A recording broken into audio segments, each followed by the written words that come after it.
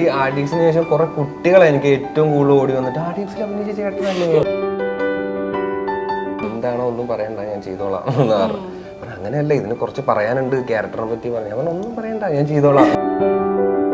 അത് ഇപ്പോഴും എൻ്റെ അടുത്ത് ആൾക്കാർ ചോദിക്കും, 1000 rupeesന്റെ സെക്കൻഡ് പാർട്ടിൽ ബ്രോ തന്നെ ആയിരിക്കുമോ എന്നിങ്ങനെ ചോദിക്കും. പക്ഷെ പലരും അനുഭവിക്കുന്നത് ഈ ഫിനാൻഷ്യൽ ക്രൈസിസ് തന്നെയാണ്. ഞാനതൊരു പരിധി വരെ അനുഭവിച്ചിട്ടുണ്ട്. എനിക്ക് സിനിമയിൽ ഞാനിങ്ങനെ നിൽക്കുന്നതുകൊണ്ട് എൻ്റെ പേഴ്സണൽ ലൈഫിലും എല്ലാം ഒരുപാട് നഷ്ടങ്ങൾ സംഭവിച്ചിട്ടുണ്ട്. എന്നെ സംബന്ധിച്ച് ഭയങ്കര ചലഞ്ചിങ് ആയിരുന്നു. എനിക്ക് ഒരു ഐഡിയ ഇല്ല, എനിക്ക് ഒരു വരുമാനം ഇല്ല, ഒന്നുമില്ല. പക്ഷെ എൻ്റെ സുഹൃത്തുക്കളാണ് എന്നെ നീ പൊക്കോ എന്ന് പറഞ്ഞാൽ എനിക്കൊരു ക്രെഡിറ്റ് ATM കാർഡൊക്കെ എടുത്തു തന്നു, അതിനകത്ത് പൈസ ഇട്ടേക്കാം നീ പൊക്കോ എന്നൊക്കെ പറഞ്ഞ് എന്നെ വിട്ടത് എൻ്റെ സുഹൃത്തുക്കളാണ്. സിനിമ കിട്ടിയില്ലെങ്കിൽ ഞാൻ വല്ല ഡ്രൈവറായിട്ട് പോകും. അവിടെ ഉള്ളു പിന്നെ വേറൊരു ഇഷ്ടമുള്ള പരിപാടി നമുക്കൊരു 100% ഇട്ട് ഹാപ്പി ആയിട്ട് ഇരിക്കാൻ പറ്റുന്നത്. ആദ്യത്തെ ഒരു എക്സ്പീരിയൻസ് ഒരു ആർട്ടിസ്റ്റ് അല്ലെങ്കിൽ ഒരു സീൻ ആർട്ടിസ്റ്റ് ഇങ്ങനെ ചെയ്യുന്നത് കാണുന്ന ജഗതിച്ചേട്ടൻ. നമ്മളിൽ നിന്ന് ഒരുപാട് പ്രതീക്ഷിക്കുന്നുണ്ട് നമുക്ക് ചുറ്റും നിൽക്കുന്നവർ. അത് ആ പ്രതീക്ഷയിലാണ് ഇവരൊക്കെ നമ്മൾ സപ്പോർട്ട് ചെയ്യുന്നത്. എവിടെയെങ്കിലും നമ്മൾ എത്തും എന്നുള്ള വിശ്വാസമാണ് നമ്മളെ റൈഡ് ചെയ്തുകൊണ്ടിരുന്നത്. ഞാൻ ഇവിടുന്ന് നേരെ ട്രിവാൻഡ്രത്ത് പോയി പോലീസുകാരനാവും, എന്നിട്ട് അവിടുന്ന് വൈകുന്നേരം ഇവിടെ വന്നിട്ട് മുക്കുവാനാവും. എനിക്ക് എന്നെ ആൾക്കാർ തിരിച്ചറിയുന്നതും എൻ്റെ അടുത്തൊന്ന് സംസാരിക്കുന്നതും ചെയ്ത വർക്ക് നന്നായിട്ടുണ്ടെന്ന് പറയുന്നതൊക്കെ എനിക്ക് കേൾക്കാൻ ഭയങ്കര ഇഷ്ടമാണ്. പക്ഷെ നമുക്ക് നഷ്ടങ്ങളെ ഓർത്തിരുന്ന് കഴിഞ്ഞാൽ നമ്മൾ അവിടെ ഇരുന്ന് പോകും.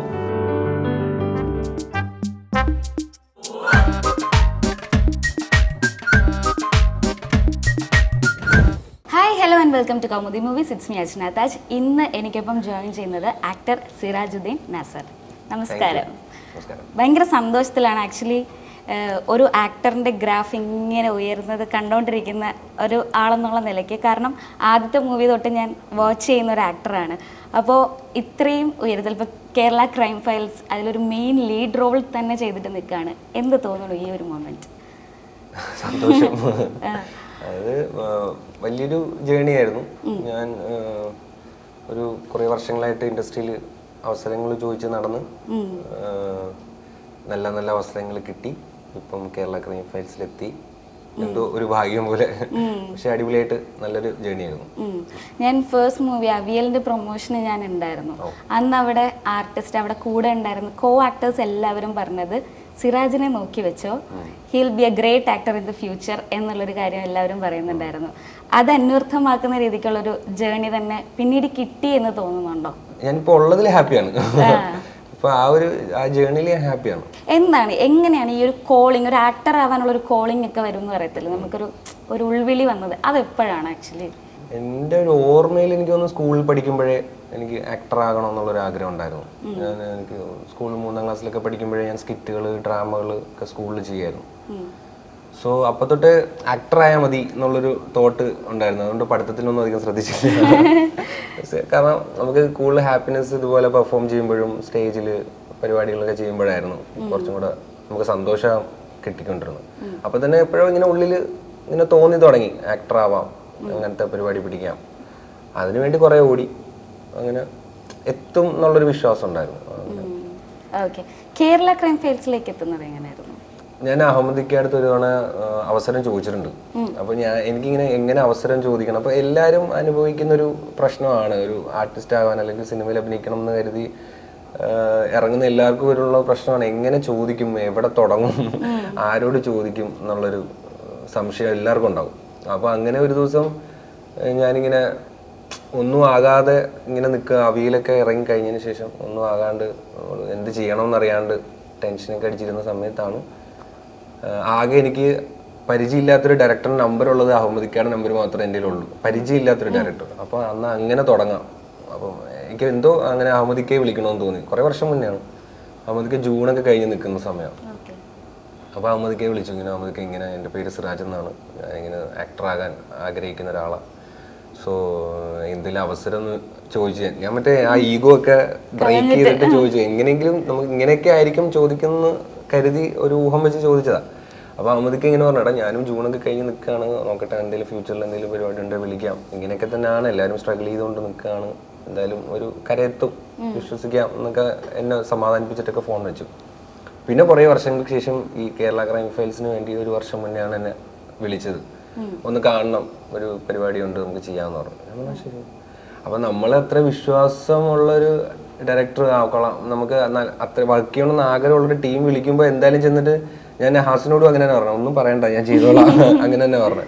അതുപോലെ തന്നെ അഹമ്മദിക്കടുത്തും പറഞ്ഞേ, എന്താണോ ഒന്നും പറയണ്ട ഞാൻ ചെയ്തോളാം എന്ന് പറഞ്ഞു.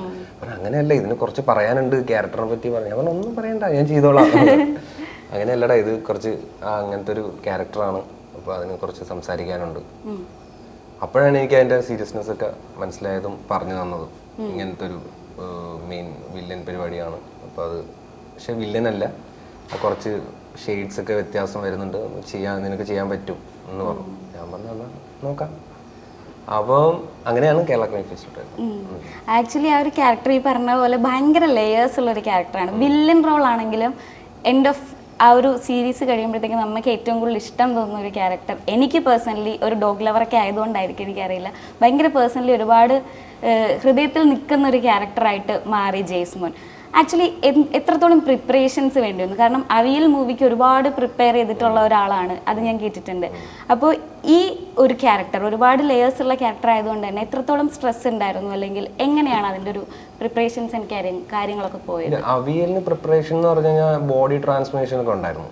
അതിന് വേണ്ടിയിട്ടുള്ള പ്രിപ്പറേഷൻ അല്ലാതെ ക്യാരക്ടറിന് വേണ്ടിയിട്ടുള്ള പ്രിപ്പറേഷൻസ് ഒന്നും ഞാൻ അങ്ങനെ ചെയ്തിട്ടില്ല. ഇതിനും അങ്ങനെ പ്രിപ്പറേഷൻസ് ഒന്നും വേണ്ടി വന്നിട്ടില്ല. അങ്ങനത്തെ ഒരു വേ ഓഫ് പരിപാടി ഞാൻ പിടിച്ചിട്ടില്ല. ഒരു ആക്ടറിന് വേണ്ടി, ഒരു ആക്ട് ചെയ്യാൻ വേണ്ടിയുള്ള പ്രിപ്പറേഷൻസ് പരിപാടീസ് ഒന്നും ഞാൻ പിടിച്ചിട്ടില്ല. അത് ഇതിന് വേണ്ടാന്നും അഹമ്മദിക്ക പറഞ്ഞിരുന്നു. അങ്ങനെ പ്രിപ്പറേഷൻ ഒന്നും ചെയ്യേണ്ട, ബ്ലാങ്ക് ആയിട്ട് വന്നാൽ ആദ്യം നമുക്ക് ചെയ്യാം. കാര്യങ്ങളൊക്കെ അവിടെ നിന്ന് തന്നെ പറഞ്ഞു തരുമായിരുന്നു. ഭയങ്കര ഡീറ്റെയിൽ ആയിട്ട് ബാഹു പറഞ്ഞു തരും. പിന്നെ അതിനപ്പുറമുള്ള ഒരു പരിപാടിയൊന്നും വേണ്ടായിരുന്നു. ഭയങ്കര ഡീറ്റെയിൽ ആയിട്ട് ബാഹു ഷോട്ടിന് മുന്നേ എല്ലാം ഡീറ്റെയിൽ ആയിട്ട് പറഞ്ഞു തരും. പിന്നെ ഞാൻ ശരിക്കും ഇത് ചെയ്യുന്ന സമയത്ത് ഞാൻ കൊണ്ടൽ എന്ന് പറഞ്ഞ പടം ചെയ്തുകൊണ്ടിരിക്കുകയായിരുന്നു. അപ്പൊ അതിൽ ചെറിയൊരു ഡിഫിക്കൽട്ട് ഒരു സിറ്റുവേഷൻസ് ഒക്കെ ഉണ്ടായിരുന്നു. കാരണം അതിൽ ഞാനൊരു മുക്കുവൻ അല്ലെങ്കിൽ ഇങ്ങനെ കടലിൽ പോയി വർക്ക് ചെയ്യുന്ന ഒരു പരിപാടിയായിരുന്നു. അവിടുന്ന് നേരെ ഇവിടെ വന്നൊരു പോലീസുകാരനെ കാണുമായിരുന്നു. അപ്പൊ അതിൽ മേക്കപ്പിലും കുറച്ച് പരിപാടികൾ ഉണ്ടായിരുന്നു. അപ്പൊ അത് അവര് മേക്കപ്പ് ടീം പറഞ്ഞു, ഇത് ഞങ്ങളുടെ പണിയാണ്, നീ നിന്റെ പണിയെടുത്തോ, ഞങ്ങൾ ചെയ്തോളാം എന്ന ആ ഒരു കോൺഫിഡൻസിലാണ് ഞാനെന്നാ കമ്മിറ്റ് ചെയ്തത്. കാരണം കേരള ക്രൈം ഫയൽസ് അത് ഡേറ്റ്സിന്റെ പ്രശ്നം ഉണ്ടായിരുന്നു. അപ്പൊ എനിക്ക് ഈ ക്യാരക്ടർ പോകേണ്ടതാ, വേറെ ആളെ അവര് ചെക്ക് ചെയ്യുക, അവര് നോക്കാനൊക്കെ തുടങ്ങി. അപ്പൊ എൻ്റെ അടുത്ത് പറഞ്ഞു, എടാ ഡേറ്റ്സിന്റെ പ്രശ്നം ഉണ്ടെങ്കിൽ നമുക്കിത് ഡ്രോപ്പ് ചെയ്യാന്ന് പറഞ്ഞു. അപ്പം എനിക്ക് ഇതിന്റെ ഇമ്പോർട്ടൻസ് അറിയില്ലായിരുന്നു, ഈ ക്യാരക്ടറിന്റെ. എനിക്ക് സ്ക്രിപ്റ്റ് അറിയാത്തത് കൊണ്ട് എൻ്റെ അടുത്ത് പറഞ്ഞിട്ടില്ല സ്ക്രിപ്റ്റ് ആ സമയത്ത്. അപ്പൊ ഇത് സ്ക്രിപ്റ്റ് അറിയാവുന്നവരൊക്കെ എന്നെ വിളിച്ചിട്ട് പറഞ്ഞു, എടാ നീ മാറുവാണെന്ന് പറഞ്ഞു, എന്തോ ഡേറ്റിന്റെ പ്രശ്നം. ഞാൻ പറഞ്ഞു ആ ചെറിയത്.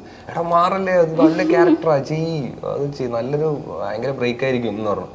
അപ്പോൾ എനിക്ക് കൺഫ്യൂഷനായി, എന്ത് ചെയ്യണം. അപ്പൊ ഇവിടെ നമ്മൾ കാരണം ഒരു ലൊക്കേഷനിൽ ഒരു ഡിലേയും പ്രശ്നങ്ങളൊന്നും വരാതിരിക്കാൻ വേണ്ടിയിട്ട് ഞാൻ ഒരെണ്ണം ചെയ്യാം അറ്റ് എ ടൈം എന്നുള്ള മൂഡിൽ നിൽക്കായിരുന്നു. പക്ഷെ ഇതിന് അങ്ങനെ എല്ലാവരും വിളിച്ച് പറയാൻ തുടങ്ങി, എടാ അത് കളയല്ലേ, അത് ചെയ്യാം, നല്ല ക്യാരക്ടറാണ്, നിനക്ക് നല്ല ബ്രേക്ക് കിട്ടും, അങ്ങനെയൊക്കെ പറയാൻ തുടങ്ങിയപ്പോൾ എന്നാൽ പിന്നെ ചെയ്യാന്ന് പറഞ്ഞ് രണ്ടും കൽപ്പിച്ച് അങ്ങനെ ചെയ്തു.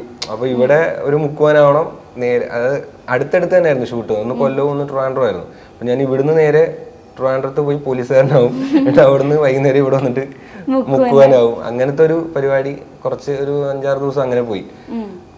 ആ ഒരു പ്രശ്നം ഉണ്ടായിരുന്നുള്ളൂ, അല്ലാതെ വേറെ പ്രിപ്പറേഷൻ ഒന്നും വേണ്ടി വന്നിട്ടില്ല.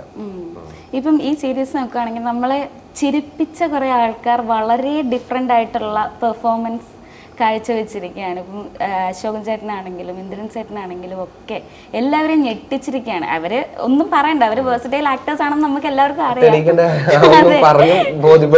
അതെ അതെ, അവരെ കൊണ്ട് എന്തും വഴങ്ങും എന്നുള്ളത് ഇപ്പൊന്നല്ല, അവരെ ഓൾറെഡി തെളിയിച്ച കാര്യങ്ങളാണ്. ബട്ട് സ്റ്റിൽ എങ്ങനെ ഉണ്ടായിരുന്നു അവരൊക്കെ ഞാൻ ശരിക്കും നേരിട്ട് കാണുന്ന അവിടെ വെച്ചാൽ ഇന്ദ്രൻ ചേട്ടനെയും അശോകൻ ചേട്ടനെയൊക്കെ. അവരും എന്നും നമ്മുടെ മലയാള സിനിമയിൽ ആ ഒരു കാലഘട്ടത്തിൽ ഉണ്ടായിരുന്ന ആർട്ടിസ്റ്റുകൾ തന്നെയാണ് ശരിക്കും എന്നെയൊക്കെ ഇൻഫ്ലുവൻസ് ചെയ്തിട്ടുള്ളൂ സിനിമയിൽ വരാനും അഭിനയത്തിലാണെങ്കിലും എല്ലാം. വേറെ ഇൻഡസ്ട്രി ആക്ടേഴ്സ് ഉണ്ടെങ്കിൽ പോലും നമ്മുടെ വീട്ടിലുള്ള ആക്ടേഴ്സ് അവര് ഗംഭീര ആക്ടേഴ്സാണ്. അപ്പൊ അതിൽ നോ ഡൗട്ട്. അവരൊക്കെ പെർഫോം ചെയ്യുന്ന എനിക്ക് ശരിക്കും ഫസ്റ്റ് എൻ്റെ ലൈഫിലെ ഒരു എക്സ്പീരിയൻസ്, ഒരു സീനിയർ ആർട്ടിസ്റ്റ് പെർഫോം ചെയ്യുന്നത് ഞാൻ കാണുന്നത് ജഗതി ചേട്ടനാണ്. ഞാൻ പണ്ട് ഭരതൻ എഫക്ട് എന്ന് പറഞ്ഞൊരു പടം ഞങ്ങളുടെ വീടിന് അവിടെയായിരുന്നു ഷൂട്ട്. ഞാൻ അതിൽ ചെറിയ വേഷമൊക്കെ ചെയ്തു. ബിജു ഞാൻ. അപ്പോൾ അതിനകത്ത് അപ്പൊ ഞങ്ങളുടെ വീടിന് അപ്പുറത്ത് തന്നെയാണ് ഷൂട്ട്, വേറൊരു വീട്ടിൽ ഷൂട്ട്. അപ്പൊ ഞാൻ രാവിലെ ചെല്ലും, ഞാൻ മോർണിംഗ് അവിടെ ചെന്ന് ഇങ്ങനെ നിൽക്കും. വൈകുന്നേരം ഇവർ പാക്കപ്പ് വിളിക്കുമ്പോഴാണ് പിന്നെ പോകുന്നത്. ബ്രേക്ക് വിളിക്കുമ്പോൾ ഞാൻ വീട്ടിൽ വന്ന് കഴിച്ചിട്ട് പിന്നെയും വരും. അപ്പൊ ഈ സമയത്ത് ജഗതി ചേട്ടൻ്റെ അടുത്തൊരു സീൻ ഇങ്ങനെ പറയുന്നുണ്ട്, കുറച്ച് ഒബ്ജക്ട്സ് മേളിലോട്ട് എയറിലോട്ട് പൊങ്ങി നിൽക്കും, അത് കണ്ടിട്ട് ഒന്ന് ഞെട്ടണം. ശരിക്കും അവിടെ ഒബ്ജക്ട്സ് ഇല്ല, അപ്പൊ അത് കണ്ട് ഞെട്ടണം എന്നിങ്ങനെ ഡയറക്ടർ പറഞ്ഞു കൊടുക്കുന്നത് ഞാൻ കേൾക്കുക പുറകെന്ന്. അപ്പോൾ ഇത് ഇങ്ങനെ ചെയ്യും ഇദ്ദേഹം എന്നുള്ളൊരു ഡൗട്ടിൽ ഞാനിങ്ങനെ ക്യാമറയുടെ പുറകെ, അപ്പം വേറെ ആരെയും അകത്തോട്ട് കയറ്റി വിടുന്നില്ല. ഞാൻ ഈ സ്ഥിരം വന്ന് എന്നെ പരിചയമായതുകൊണ്ട് അവര് കണ്ടാലും ഇങ്ങനെ പറഞ്ഞ് നിൽക്കുകയുള്ളൂ, എൻ്റെ അടുത്ത് മാറി നിൽക്കാനൊന്നും പറഞ്ഞിട്ടില്ല, എന്തോ ഭാഗ്യം. അപ്പൊ ഞാനിങ്ങനെ ഡയറക്ടറിന്റെ പുറകിൽ നിന്ന് നോക്കുക, ക്യാമറയുടെ ഒക്കെ പുറകിൽ നിന്ന് എങ്ങനെയായിരിക്കും ഇത് ചെയ്യുന്നതെന്ന് നോക്കുമ്പോൾ അപ്പൊ അദ്ദേഹം വന്നൊരു സാധനം ചെയ്തു. അപ്പൊ എനിക്ക് അപ്പം ആദ്യത്തെ ഒരു എക്സ്പീരിയൻസ് ഒരു ആർട്ടിസ്റ്റ് അല്ലെങ്കിൽ ഒരു സീൻ ആർട്ടിസ്റ്റ് ഇങ്ങനെ ചെയ്യുന്നത് കാണുന്ന ജഗതി ചേട്ടനാണ്. അപ്പോഴേ അവരൊക്കെ നമ്മളെ ഭയങ്കരമായിട്ട് ഇൻഫ്ലുവൻസ് ചെയ്തിട്ടുണ്ട്, ജഗതി ചേട്ടനൊക്കെ. അപ്പൊ ഈ പറഞ്ഞ പോലെ ഇന്ദ്രൻ ചേട്ടനും അരിസ്റ്റേഷൻ ചേട്ടനൊക്കെ നമ്മളെ അത്രമാത്രം ചിരിപ്പിച്ചിട്ടുണ്ട്, ചിന്തിപ്പിച്ചിട്ടുണ്ട്, കരയിപ്പിച്ചിട്ടുണ്ട്. അവരുടെയൊക്കെ പെർഫോമൻസ് അല്ലെ അവര് ഭാഗമായ വർക്കിലൊക്കെ നമുക്കും ഭാഗമാകാൻ പറ്റും ഇപ്പൊ ഭയങ്കര ഭാഗ്യം. ആക്ച്വലി ഇപ്പൊ മറ്റേ നമുക്ക് ട്രോളായിട്ടൊക്കെ പഞ്ചാബി ഹൗസിന്റെ ക്ലിപ്പും ഈ ക്ലിപ്പും വെച്ചിട്ട് ഒരുപാട് പഞ്ചാബി ഹൗസ് ഒക്കെ എന്ത് പടാണ്, അതിനകത്തൊക്കെ പൊളിച്ചു വരെ ഇവിടെ വന്നിട്ട് വേറൊരു പൊളി പൊളിക്കുന്നത്. അതെ, ശരിക്കും ഹരിശ്രീ ചേട്ടനെയൊക്കെ ഒരു പോയിന്റിൽ കാണുമ്പോഴത്തേക്കും ഒരു പേടി പോലെ അല്ലേ നമുക്ക്. അവർക്ക് ആ ക്യാരക്ടർ ഉൾക്കൊണ്ടിട്ട് അത് ഡെലിവറി ചെയ്തത് അത് അങ്ങനെ നമ്മൾ കണ്ടിരുന്ന ആൾക്കാരല്ലല്ലോ ഇവിടെ വന്ന് ഇപ്പൊ ഇങ്ങനെ ചെയ്യുന്നത്. അതൊക്കെ ഭയങ്കര ഇന്ദ്രൻ ചേട്ടനൊക്കെ ഫസ്റ്റ് സീനിലൊക്കെ ആ ക്യാരക്ടർ ബിൽഡ് ചെയ്യാൻ ആ വെബ് സീരീസിനെ പുള്ളി ആ ഫസ്റ്റ് സീൻ തൊട്ടേ എൻഗേജിങ് ആക്കി പുള്ളിയുടെ പെർഫോമൻസ്. അത് ഭയങ്കര. അതെ, സിറാജിന് എത്തരത്തിലുള്ള ഒരു ആക്ടറായി മാറണം എന്നാണ് താല്പര്യം? നായകൻ ലെവലാണോ അല്ലെങ്കിൽ നായകനായി നിൽക്കണം എന്നാണോ അതോ ക്യാരക്ടേഴ്സ്? എനിക്ക് ആക്ടറായാൽ മതി. എനിക്ക് അങ്ങനെ നായക വേഷം തന്നെ ചെയ്യണം അങ്ങനൊന്നും ഇല്ലായിരുന്നു, വരുമ്പോഴേ ഇല്ല, അങ്ങനെ ഒരു ആഗ്രഹം എനിക്ക് വന്നിട്ടില്ല. നല്ല പെർഫോം ചെയ്യാൻ പറ്റുന്ന ക്യാരക്ടേഴ്സ് അതിപ്പോ ഏത് കിട്ടിയാലും, ഇപ്പൊ നായകനായ നായകൻ കിട്ടിയാൽ ചെയ്യും, വില്ലനാണ് വില്ലൻ ചെയ്യും. സിറാജ് ഇതുവരെ ഫേസ് ചെയ്തിട്ടുള്ളത് മൂവിയിൽ വന്നിട്ട് ഏറ്റവും വലിയൊരു ചലഞ്ച് എന്തായിരിക്കും? ഫിനാൻഷ്യൽ പരിപാടി തന്നെ ആയിരിക്കും. അത് നമ്മള് കൊച്ചിയിൽ വന്ന് നിന്ന് ഞാൻ നിൽക്കാൻ തുടങ്ങിയിട്ട് ഒരു 7-8 വർഷത്തോളമായി കൊച്ചിയിൽ തന്നെ നിൽക്കുന്നു. അപ്പോൾ നമുക്ക് കിട്ടുന്ന വർക്കുകൾ കുറവാണ്, പക്ഷെ ഇവിടെ നമ്മൾ നിലനിന്ന് പോകണം. കൊച്ചിയിൽ നിന്നാൽ മാത്രമേ നമുക്ക് അങ്ങനെ പലരും എൻ്റെ അടുത്ത് പറഞ്ഞു, പിന്നെ കൊച്ചിയിൽ നിന്നാൽ മാത്രമേ സിനിമ കിട്ടുള്ളൂ. പക്ഷെ ഓരോരുത്തർക്കും ഓരോ ഇതാണല്ലോ. എനിക്കിവിടെ കൊച്ചിയിൽ തന്നെ നിൽക്കണം എന്നായിരുന്നു, ഇവിടെ നിന്ന് സിനിമയിൽ ട്രൈ ചെയ്യണം എന്നായിരുന്നു ആഗ്രഹം. അപ്പോൾ അതിന് നിന്നു. പക്ഷേ കിട്ടിയ വർക്കുകൾ കൊണ്ട് നമുക്കിവിടെ നിൽക്കാനുള്ള പരിപാടികൾ കിട്ടുന്നുണ്ടായിരുന്നു, അതുകൊണ്ട് നിന്നുപോയി. പക്ഷെ പലരും അനുഭവിക്കുന്നത് ഈ ഫിനാൻഷ്യൽ ക്രൈസിസ് തന്നെയാണ്. ഇവിടെ നിൽക്കാനും സിനിമകൾക്ക് അവസരം തേടാനും ഒക്കെ ഏറ്റവും കൂടുതൽ ബുദ്ധിമുട്ടുന്നതെന്ന് എനിക്ക് തോന്നുന്നു. ഞാനതൊരു പരിധിവരെ അനുഭവിച്ചിട്ടുണ്ട്. അപ്പൊ അതാണ് ഏറ്റവും കൂടുതലൊരു പ്രശ്നം. ബാക്കി നമുക്ക് കോൺഫിഡൻസിനൊന്നും ഒരു കുറവില്ല. ഫാമിലി അല്ലെങ്കിൽ ഇപ്പം ഇങ്ങനത്തെ ഒരു ഫീൽഡിലോട്ട് വരുമ്പോഴത്തേക്ക് ഇപ്പം എല്ലാവരും പറയല്ലോ, ഇപ്പം പ്രത്യേകിച്ച് മുസ്ലിം ഫാമിലീസിൽ ഇപ്പം ഗേൾ എന്നല്ല ബോയ് എന്നില്ല, നമുക്കൊരു മൂവി ഫീൽഡ് അങ്ങനെയൊക്കെ പറയുമ്പോഴത്തേക്ക് പെട്ടെന്നൊരു ഇതായിരിക്കും. അങ്ങനെ എന്തെങ്കിലും ഫാമിലിയിൽ നിന്ന് ഫേസ് ചെയ്യേണ്ടി വന്നിട്ടുണ്ട്? അതോ സപ്പോർട്ടായിരുന്നു? ഇല്ല, എൻ്റെ ഫാമിലിയും എൻ്റെ ഫ്രണ്ട്സ് എല്ലാം ഭയങ്കര സപ്പോർട്ടായിരുന്നു. ഞാനിതുവരെ അങ്ങനെ ഒരു എന്നെ നെഗറ്റീവ് ഇമേജ് വരുന്ന രീതിയിലുള്ള ഒരു ടോക്ക് എൻ്റെ അടുത്ത് ആരും സംസാരിച്ചില്ല. അല്ലെങ്കിൽ ഇത് വേറെ എന്തെങ്കിലും പരിപാടി നോക്കാം എന്നുള്ള രീതിയിൽ ആരും സംസാരിച്ചില്ല. ഇപ്പം ഈ ഞാൻ പറഞ്ഞ പോലെ ചെറുപ്പകാലം തൊട്ട് ഈ സിനിമ അഭിനയം എങ്ങനെയും ആക്ടർ ആകണം എന്ന് ഞാൻ അങ്ങനെ പറഞ്ഞു നടന്നുകൊണ്ട് തന്നെ ആയിരിക്കും വീട്ടുകാരെ ഓൾറെഡി എന്തായാലും ഇനി വേറെ ഒന്നും വിട്ടിട്ട് കാര്യമില്ല, അവൻ്റെ ഇഷ്ടത്തിന് സിനിമ തന്നെ നോക്കിക്കോട്ടെ എന്ന് തീരുമാനിക്കാൻ അവരും പിന്നെ ഫ്രണ്ട്സ് ആണെങ്കിൽ പോലും എല്ലാവരും സപ്പോർട്ട് ചെയ്തിട്ടുള്ളൂ. ഞാൻ നേരത്തെ പറഞ്ഞ പോലെ ഈ കൊച്ചിയിൽ നിൽക്കാൻ എന്നെ ഏറ്റവും കൂടുതൽ സഹായിച്ചിട്ടുള്ള സുഹൃത്തുക്കളാണ്. RDX ചെയ്തു, അതുപോലെ തന്നെ കൊണ്ടൽ, പെപ്പയായിട്ട് ഒരുമിച്ചാണ് 2 മൂവീസിലുണ്ടായിരുന്നത്. എങ്ങനെയുണ്ട് പെപ്പയായിട്ടുള്ള ഒരു സൗഹൃദം? ഇപ്പൊ സൗഹൃദത്തിനെ പറ്റി പറഞ്ഞത് കൊണ്ട് തന്നെ ഞാൻ അണ്ണാന്നാ വിളിക്കുന്നത്. ഭയങ്കര സ്നേഹം എന്നോട്.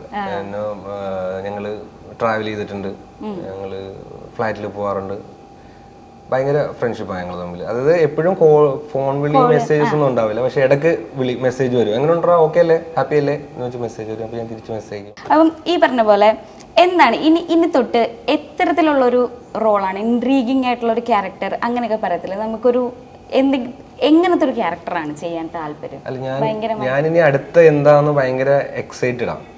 ഞാൻ ഒന്നും പ്ലാൻഡ് അല്ലാത്തത് കൊണ്ട് അടുത്തത് ഇനി ഇപ്പൊ ഇത്രയും വന്നത് ഞാൻ പോലും പ്രതീക്ഷിക്കാതെ നല്ല അവസരങ്ങളും നല്ല ക്യാരക്ടറുകളും എനിക്ക് ചെയ്യാൻ പറ്റി. ഒന്നും പ്ലാൻഡ് അല്ലായിരുന്നു. ഇനി അങ്ങോട്ടും ഞാൻ അങ്ങനെ തന്നെ പോവാനാണ് തീരുമാനം. വരുന്നത് നല്ലതായിരിക്കും എന്നുള്ളൊരു വിശ്വാസമുണ്ട്. അപ്പോ അങ്ങനെ തന്നെ നോക്കാം. ഞാനും ഈ പറഞ്ഞ പോലെ കാത്തിരിക്കാണ് അടുത്ത എന്താന്നുള്ളത്. ഇപ്പം RDX ചെയ്തു, RDXന് ശേഷം ഭയങ്കര ഒരു റിസപ്ഷൻ കിട്ടി എന്ന് എനിക്ക് പേഴ്സണലി ഫീൽ ചെയ്യുന്നുണ്ട് ആ ഒരു ക്യാരക്ടറിന്. എങ്ങനെയാണ് ആ ഒരു ക്യാരക്ടറിനെ ഇപ്പൊ ഓർക്കുന്നത് രതീഷിന്? അതെനിക്ക് എന്നും ഫസ്റ്റ് ഡേ ഫസ്റ്റ് ഷോ തിയേറ്ററിൽ ഇരുന്ന് കണ്ട ആ ഒരു സന്തോഷം തന്നെയാണ് ആർട്ടിക്സിനെ പറ്റി ആലോചിക്കുമ്പോൾ. അത് ഈ പറഞ്ഞ പോലെ നഹാസിൻ്റെ അടുത്ത് ഞാൻ ഈ പറഞ്ഞ ഒന്നും പറയണ്ട, ഞാൻ ചെയ്തോളാം എന്നാ പറഞ്ഞത്. പറഞ്ഞാ ഇത് അങ്ങനെ ചെറിയൊരു സ്പേസേ ഉള്ളൂ, അപ്പം നീ അത് നന്നായി, പക്ഷേ ഇച്ചിരി ഇമ്പോർട്ടൻസും ഉണ്ട് ക്യാരക്ടറിന് പറഞ്ഞു. പക്ഷെ എനിക്ക് എല്ലാം പറഞ്ഞു തരുന്നത് ലൊക്കേഷൻ്റെ സമയത്താണ്, ഇങ്ങനെയാണ് ക്യാരക്ടർ, ഇങ്ങനെയാണ് ചെയ്യേണ്ടത്. പക്ഷെ ചെയ്യുമ്പോൾ പോലും ഇത്രയും സ്വീകാര്യത കിട്ടുമെന്ന് ഞാനും പ്രതീക്ഷിച്ചില്ല. ആ പടം കഴിഞ്ഞപ്പോൾ വില്ലന്മാർക്ക് എല്ലാവർക്കും ഒരു വലിയൊരു സ്വീകാര്യത കിട്ടിയായിരുന്നു ആർട്ടിക്സിന് ശേഷം. ഞങ്ങൾ ശരിക്കും ഡബിങ്ങിൻ്റെ ഒക്കെ സമയത്ത് പറയും, നമ്മളെ ഒന്നും പ്രൊമോഷന് വിളിക്കുമെന്ന് തോന്നില്ല, നമ്മളായിട്ട് തന്നെ എന്തെങ്കിലുമൊക്കെ ഒരു പരിപാടി ഇന്റർവ്യൂ ഒക്കെ സെറ്റ് ചെയ്യേണ്ടി വരും എന്ന് പറഞ്ഞു. പക്ഷെ റിലീസിന് ശേഷം അങ്ങനെയൊന്നും ചെയ്യേണ്ടി വന്നില്ല. നമ്മൾ ഇങ്ങോട്ട് വിളിച്ചു വില്ലന്മാർക്ക് വേണ്ടി സ്പെഷ്യൽ ഇന്റർവ്യൂസ് ഒക്കെ. അപ്പോൾ അത് ആർട്ടിക്സ് എനിക്ക് കുറച്ചും കൂടെ ആൾക്കാർ തിരിച്ചറിയാനും നമുക്ക് ഇനി പുതിയൊരു വർക്ക് കിട്ടാനും ഒരു സ്പേസ് കിട്ടിയപ്പോൾ പ്രൂവ് ചെയ്തു എന്നൊക്കെ ആൾക്കാർ പറഞ്ഞു. ആർട്ടിക്സിന് ശേഷമാണ് അത് കേട്ടത്. കുറെ അവസരങ്ങൾ കിട്ടിയതും എനിക്ക് ആർട്ടിക്സിന് ശേഷമാണ്. എനിക്ക് തോന്നുന്നു ഇപ്പോഴത്തെ കാലത്ത് കുറച്ചുകൂടെ മാറ്റം വന്നിട്ടുണ്ട്. അതായത് വില്ലന്മാരെ വരെ ആഘോഷിക്കുന്നത് ഇപ്പോഴായത്. എനിക്ക് ആർട്ടിക്സിന് ശേഷം കുറെ കുട്ടികളെ എനിക്ക് ഏറ്റവും കൂടുതൽ ഓടി വന്നിട്ട് ആർട്ടിക്സിൽ അഭിനയിച്ച ചേട്ടനല്ലേ, ബീഫ് കഴിക്കുന്ന ചേട്ടൻ, നമ്മൾ അത്രയും റോ ആയിട്ട് ചെയ്തിട്ട് കുട്ടികൾക്കാണ് കുറച്ച് എനിക്ക് ഏറ്റവും കൂടുതൽ ഓടി വന്ന് സംസാരിക്കുന്ന കുട്ടികളാണ് എൻ്റെ അടുത്ത്.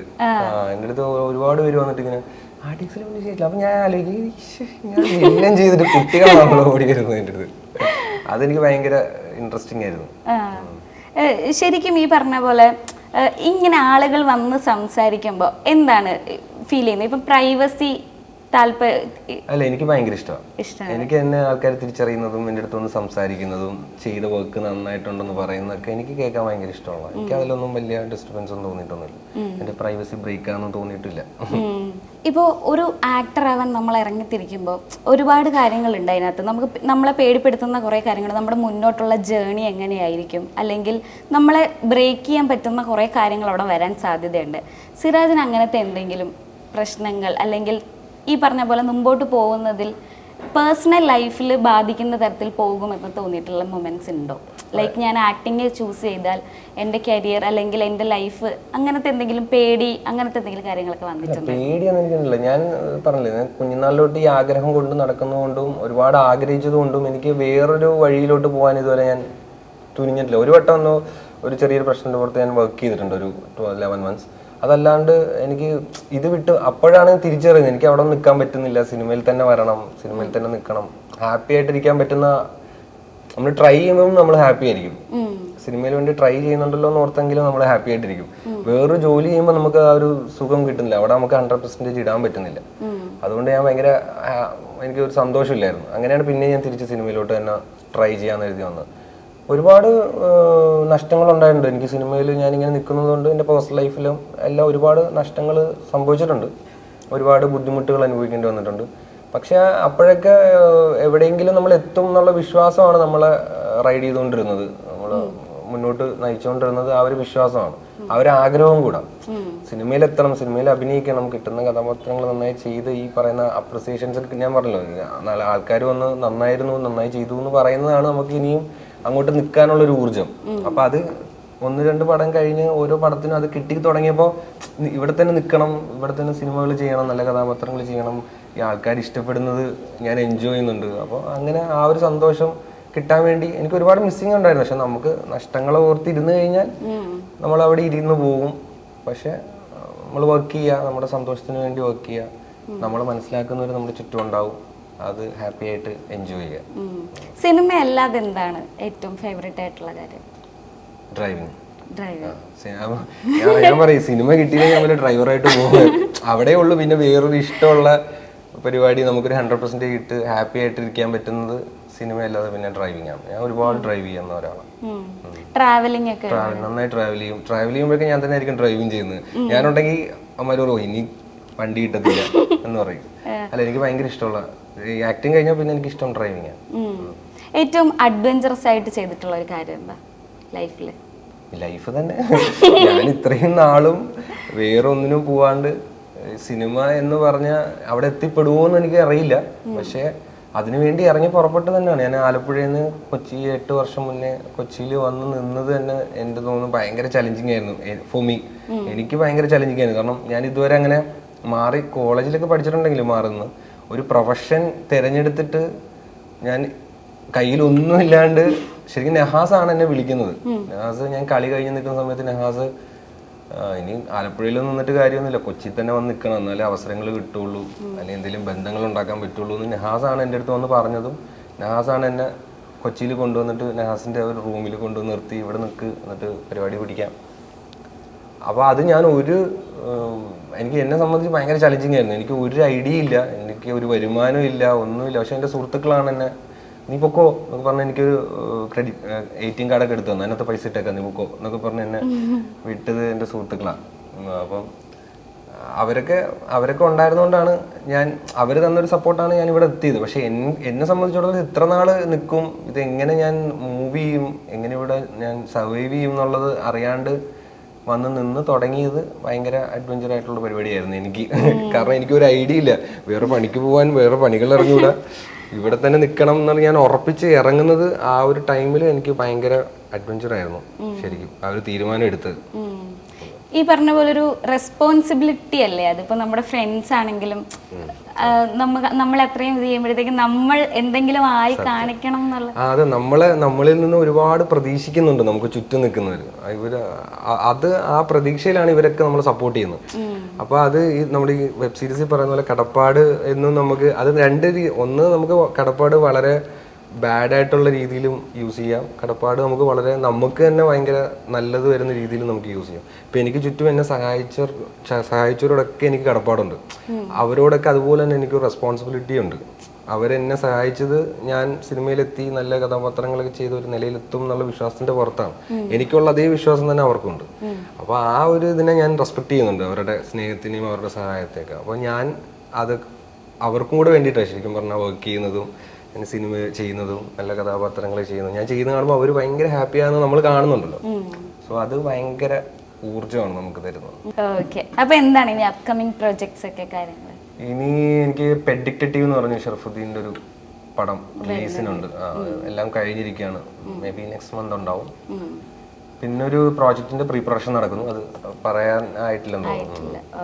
ഈ പറഞ്ഞ പോലെ ഞാൻ വിട്ടുപോയൊരു കാര്യമാണ് 1000 ബേബീസിലെ ആ ഒരു ക്യാരക്ടർ ബിബിൻ എന്ന് പറഞ്ഞത്. അതും ഈ പറഞ്ഞ പോലെ ഇറങ്ങി കഴിഞ്ഞപ്പോഴത്തേക്ക് ഭയങ്കരമായിട്ട് ഓളം സൃഷ്ടിച്ച ഒരു ക്യാരക്ടറാണല്ലേ. എങ്ങനെയാണ് ബിബിൻ ഇപ്പോ ഇനി ബിബിന്റെ സെക്കൻഡ് പാർട്ട് വരുന്നുണ്ടോ? ഞാൻ ഇടയ്ക്കിടയ്ക്ക് ഇങ്ങനെ വിളിച്ച് ചോദിക്കുന്നുണ്ട്, എപ്പോഴാ സെക്കൻഡ് പാർട്ട്, എപ്പോഴാ? അത് ഇപ്പോഴും എൻ്റെ അടുത്ത് ആൾക്കാർ ചോദിക്കും, 1000 ബേബീസിന്റെ സെക്കൻഡ് പാർട്ടിൽ ബ്രോ തന്നെ ആയിരിക്കുമോ എന്നിങ്ങനെ ചോദിക്കും. അതെനിക്ക് പറഞ്ഞുകൂടാ. പക്ഷെ അവരുടെ ഉള്ളിൽ പ്ലോട്ട് ഉണ്ട്, അവർക്ക് ഹോട്ട്സ്റ്റാർ എല്ലാം ഓക്കെ ആക്കിയിരിക്കുകയാണ്. ബട്ട് അവനിക്കൊന്ന് ഒരു സിനിമ കഴിഞ്ഞിട്ടേ അത് ചെയ്യുള്ളൂ എന്ന് തോന്നുന്നു. അവരിപ്പോൾ സിനിമ ചെയ്യാനുള്ളൊരു പരിപാടിയിലാണ് നജീം കോയൊക്കെ. അത് കഴിഞ്ഞിട്ട് എന്തായാലും 1000 ബേബീസ് ഉണ്ടാവുള്ളൂ. അതും എനിക്ക് ഭയങ്കര എക്സ്പീരിയൻസ് ആയിരുന്നു. കാരണം ഞാൻ ലാസ്റ്റ് എൻഡ് ചെയ്യുന്ന എന്നിലാന്ന് ഇവർ പറഞ്ഞില്ല. ലാസ്റ്റ് അങ്ങനെയാണ് എൻഡ് ചെയ്യുന്നത്. ഞാനും ഇത് കണ്ടപ്പോൾ ഭയങ്കര ഇമോഷണലായി പോയി. ഭയങ്കര സർപ്രൈസിങ് ആയിരുന്നു അത്.